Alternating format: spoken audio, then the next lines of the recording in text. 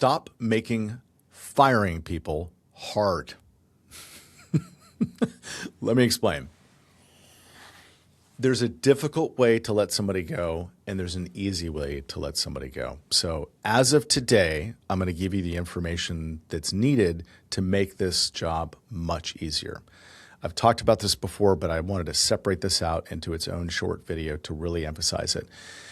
Letting somebody go can be really challenging and difficult and emotionally stressful and so forth and so on, but there's an easy way to do it and there's a difficult way to do it. So let's talk about the easy way to do it. Now, what I'm going to go over right now, you probably have not done, but it's going to make your future life a lot easier, and then we'll talk about what to do now. So in the future, when you hire someone and you bring them into your organization and you're there meeting with them, remember it's like the honeymoon, right? It's the first date. They're on their best behavior. They are doing everything they can to try to be attractive to your organization, and they really, really want to work there. And in that moment, they are the most willing they will ever be to agree to or do what you want or need them to do in order to be hired. So here's what you say. Here's what you talk about towards the end of that interview. You say something along the lines of, hey, we're excited to have you on board, and I wanted to go through something that's really important. I want to make sure that you're listening. Are you with me? Make sure you really got their attention. Things go well until they don't. Right now, we're wanting to enter into this relationship, this work relationship, because we feel really good about it. Wouldn't you agree? Of course, they're going to say, yeah, they're excited. They really want to work there. Now, if in the future things aren't going well, I want us to agree right now that we'll part ways as friends. Can you give me that agreement? And the person's going to say, of course I can. What else are you going to say? Middle of the interview, right? What you're doing is you're setting the stage for later on. If things don't go well, you can refer back to that discussion. You can refer back to that meeting that you had at the time. And it works like magic. Later, something's not going well. You've done all the things you're supposed to do. You've documented things. You've talked with them. You've set expectations. You've provided feedback. Things are going well. You bring the person in and you sit them down and you say, hey, remember when we first got together? We said that, hey, we're doing this because we're really confident that things are going to go well, right? We entered into this relationship. But we also said that if there's ever a time that things aren't going well, we're going to part ways as friends. Do you remember that? Yeah. Well, things aren't going well, and we want to part ways as friends. And that's the way you introduce that topic. And it's a much easier way to communicate this concept of being fired.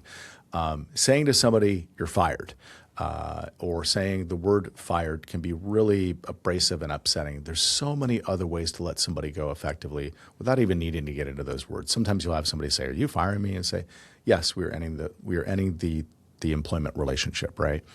But there's ways to soften that language in a way that doesn't get the person super upset or angry. And this is really important because it reduces litigation risk. The more pissed off or upset a person is when they leave, the more likely they are to go to an attorney, and then you get a whole pile of mess, right?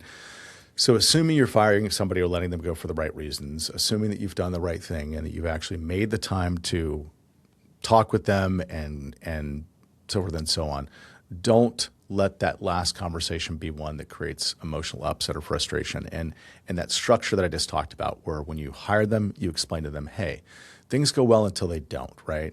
So if for any reason in the future we feel like things aren't going well, or you feel like things aren't going well, we're going to agree right now that we will part ways as friends. Agreed? And the person will say, yeah, that totally makes sense. Great. And you use that as the starting point of the conversation later. So you may not have done that, right? Because I'm obviously just now telling you about this. Now let's talk about what happens if you haven't had that conversation. You can actually use that idea as a concept as you introduce the conversation with the person that you want to let go. You could sit down with them and say, and it's worth practicing these things, by the way. So first and foremost, make sure that you've made the time to practice what you want to communicate. Make sure that there's another person in the room. You always want to have at least two people in the room when you let somebody go. There's lots of reasons for that, not the least of which is that you have a witness if anything really goes sideways or south, right? So you want to have more than one person in the room.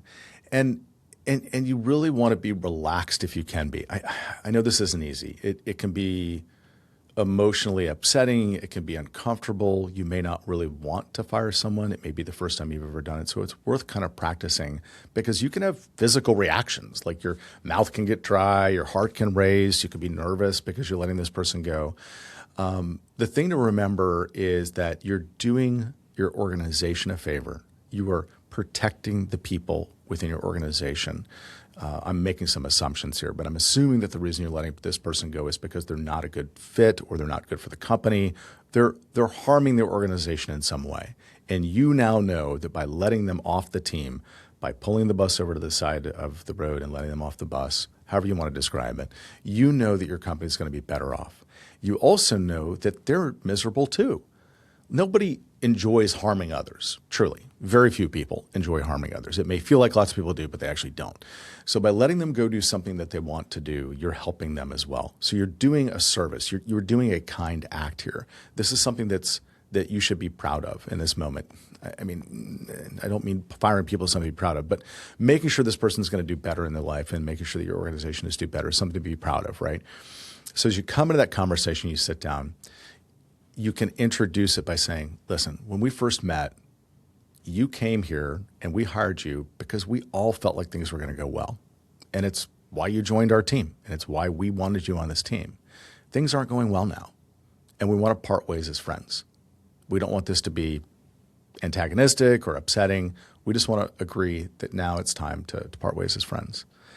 And you may or may not get a positive response to that. You may have people that are angry or pissed off or want to know why. And if you've got a documented trail of all the reasons why, if you've done performance improvement plans, if you've done all those things, you can point to those things that have been done at a high level. Well, as you know, we started this conversation 3 months ago when we put you on a performance improvement plan, and things just haven't improved. What you don't really want to do, if you can avoid it, is get into the details, because that's where lots of conflict really builds and builds and builds, and it doesn't go away because you're getting ready to let this person go. You leave them right at the tail of the conversation with, I don't know, some example. Remember that project was such and such, you screwed that one thing up. Or you get into some individual detail because you're wanting to defend your position. You're wanting to explain why. And what it ends up doing is that person leaves and they disagree. And that conflict that's sitting there, that disagreement, doesn't go away. It just sits there and it festers. And that's often why a person will then go find an attorney or want to sue you or come after you or attack you or go online and leave terrible reviews.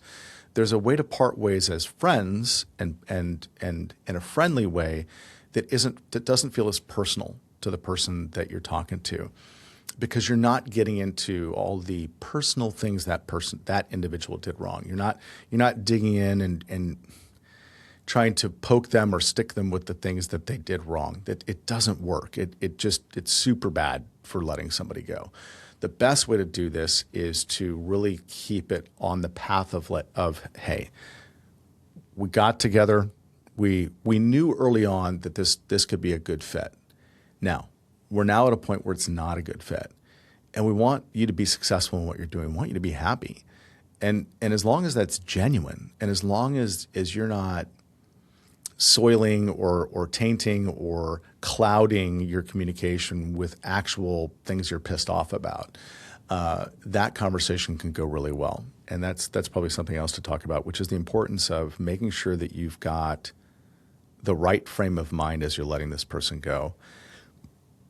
Firing somebody because they're not doing their job or because they're not doing all these things they're supposed to do is pretty normal. That's often why people are fired, right? It could have been insubordinate, whatever. It could be any number of things. Often, though, there's a thing that is upsetting, meaning that this person has done something that has upset another team member or maybe has even upset you as a leader. And it's really important to get in the right frame of mind as you let somebody go.